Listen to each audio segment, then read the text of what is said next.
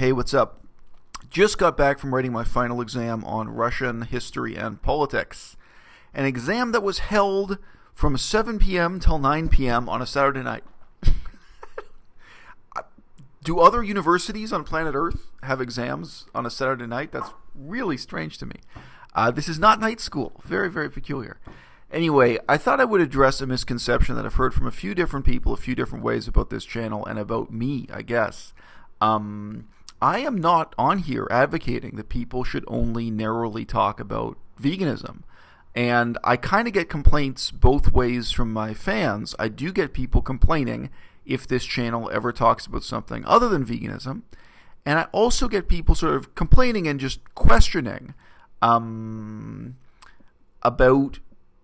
going off topic, about is it positive, is it permissible, is it good for veganism as a movement or for us as individuals on YouTube to go off the script, off topic, and engage with totally unrelated issues or tangentially related issues. So I find that peculiar given the stuff I've talked about on this channel. One of the main things I'm known for talking about, although I guess it's about a year ago that I first started talking about it, so some people may not have seen, was that I was asking the question of why do these vegans who go to Thailand take no interest in other social issues in Thailand, notably the military dictatorship, the collapse of democracy, prostitution, human trafficking, poverty, disease, malaria, anything. And my point was, I was open-minded. I was like, well, it's really weird to me that there's a lack of interest from these vegans in the world outside their window or anything in life more substantive than wearing your bikini, going swimming, etc. So that was a very broad complaint about the shallowness of the vegan discourse as it was coming back from Thailand. But I was totally open-minded and positive that people should in general engage with whatever issues they care about, they know about, or that they're learning about right now.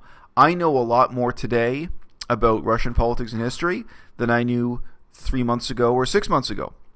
I especially know a lot more about the history of Sakhalin Island. Let me tell you, Sakhalin Island is so far east that it's much closer to Japan than it is to any inhabited part of Russia. I'm still learning new things all the time, and I like to challenge myself by talking about things that I've just learned or that I'm still passionate about, still learning about. I don't define this channel narrowly as being about veganism at all. And that's why if you look at the front page for this YouTube channel, it doesn't say all about veganism. It's about my life, about what's going on with me as I continue to grow and adapt as a scholar and as an intellectual. When I moved here to Victoria, I had absolutely zero expertise in Japan. I have considerable expertise in places like Cambodia, Laos, Thailand, Yunnan, but Japan was a totally unknown country to me, a totally unknown language, and I was learning new things from page 1 of that book. I have sometimes warned against vegans talking about things and taking opinions on things, taking positions on issues they know nothing about. It's like, well, if we're going to talk about the Israeli-Palestine conflict, how much do we, as individuals, know about that? How much time have you actually put into researching it or what have you? Obviously, in general, though, I encourage people to talk about whatever they're passionate about, and I hope that passion brings you into doing some original research.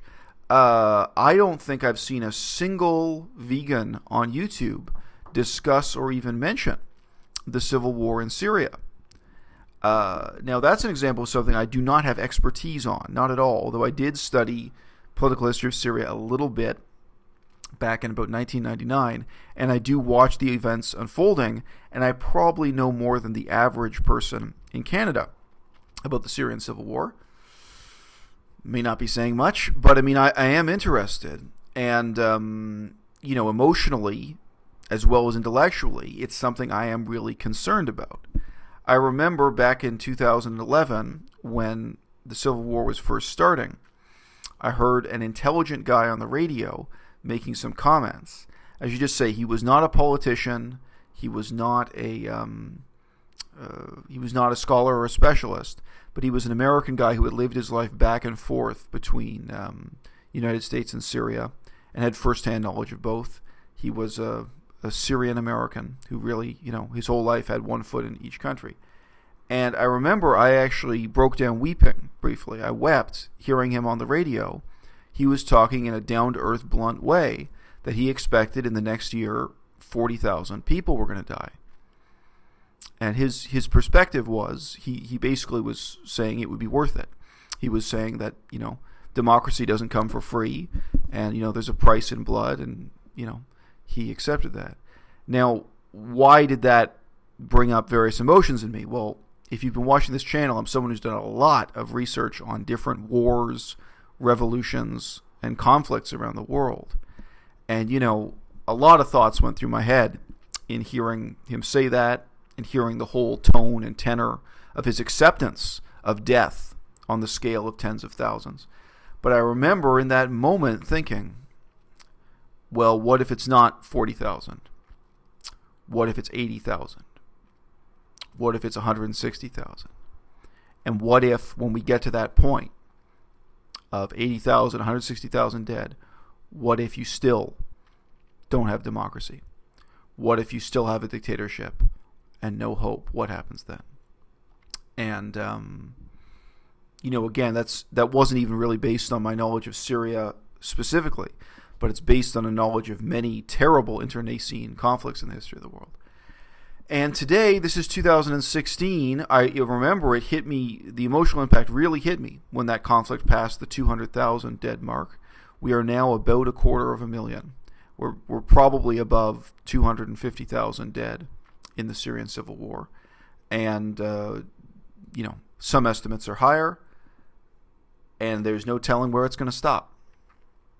And there's very little hope for it ending with democracy. Discuss. I mean, I care.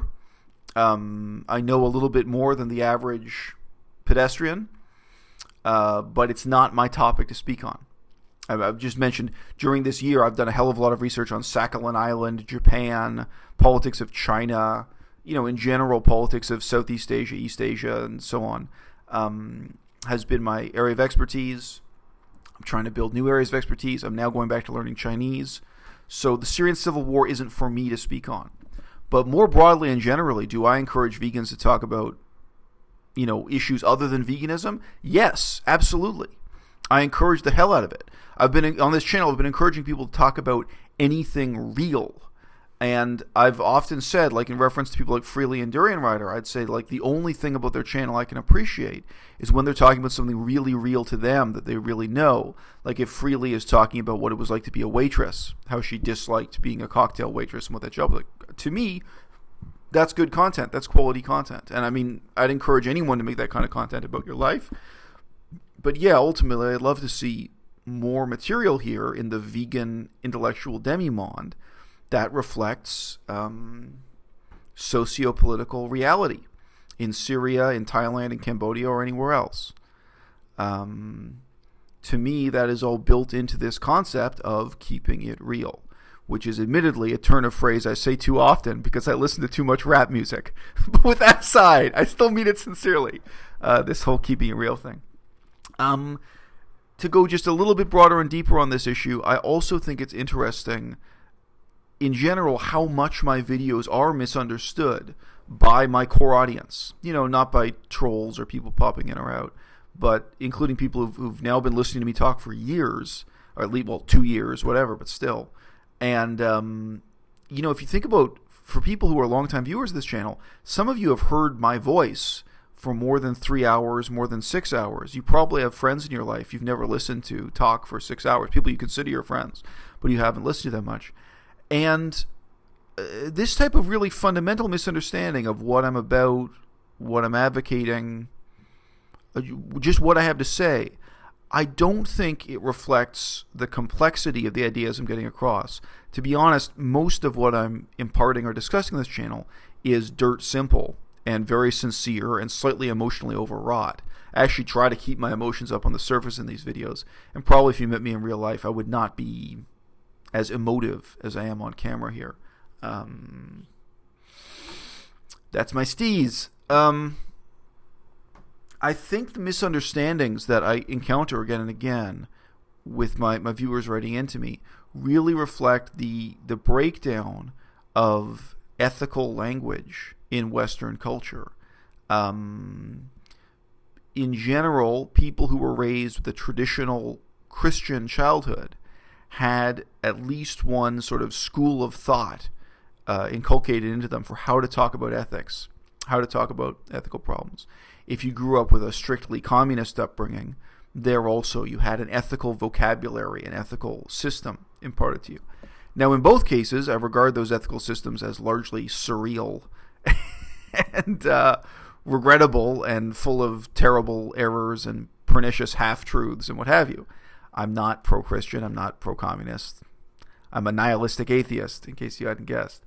But be that as it may, it's often very easy to talk about ethics with someone who has some kind of philosophical background linked to ethics, even if it's a philosophical background that comes out of Jesuitical Catholicism or something.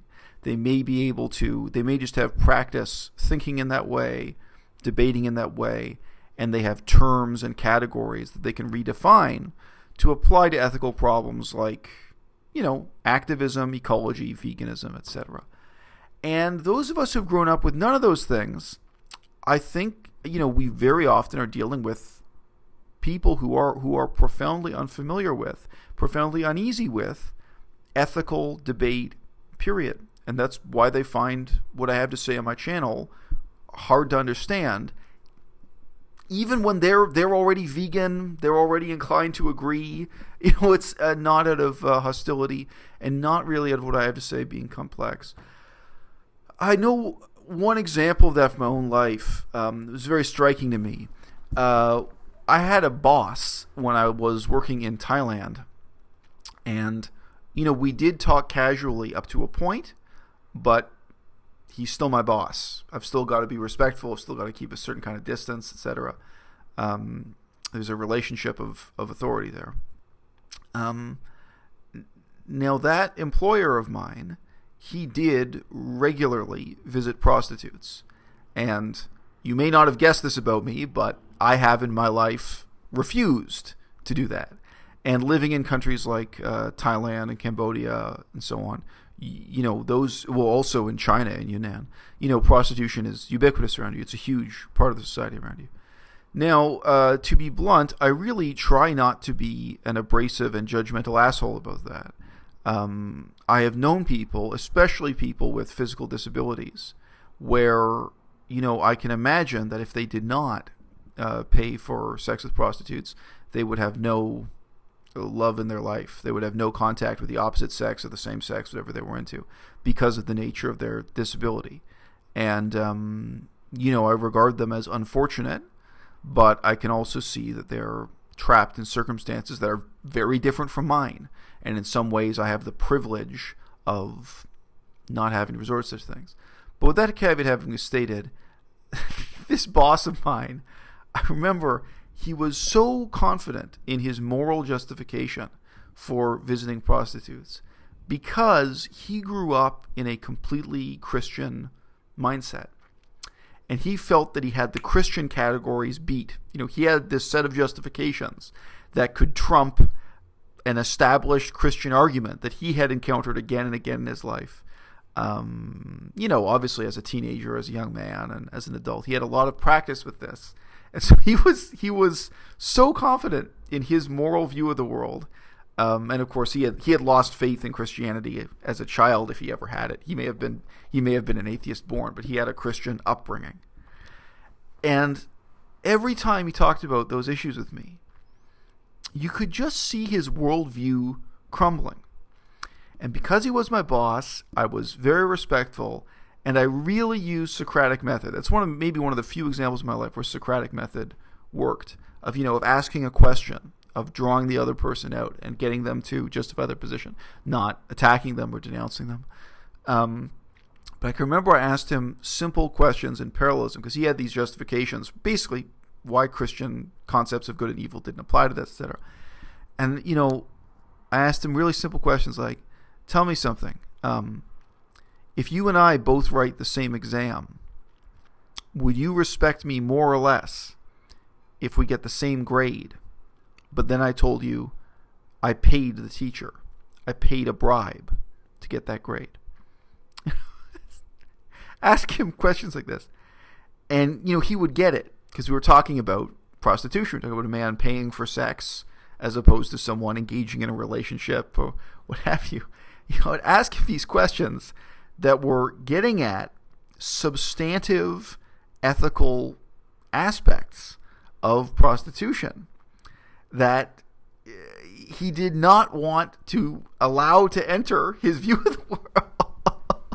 Because, for him, the reasoning was something like, Jesus didn't die for your sins, God doesn't exist, prostitution even exists in the Old Testament, which it does. The Old Testament is remarkably permissive on prostitution, in contrast to the Catholic Church or what have you.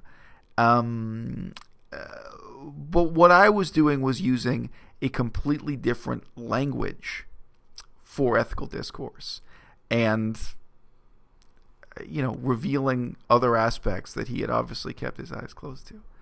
What's going to happen next with veganism? Will veganism develop its own ethical language? I hope so. I hope that we, in effect, train ourselves as a generation and prepare the way for the next generation to think clearly in terms of harm reduction, in terms of ecology, in terms of a type of individual and social moral responsibility.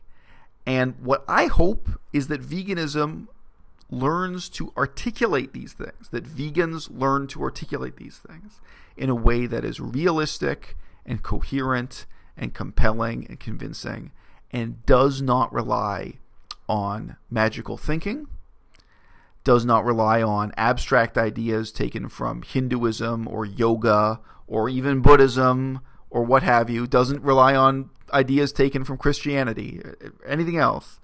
Down to earth, realistic, logical thinking. And, that we learn to communicate these ideas in a way that ultimately has to be respected even by those who disagree with us.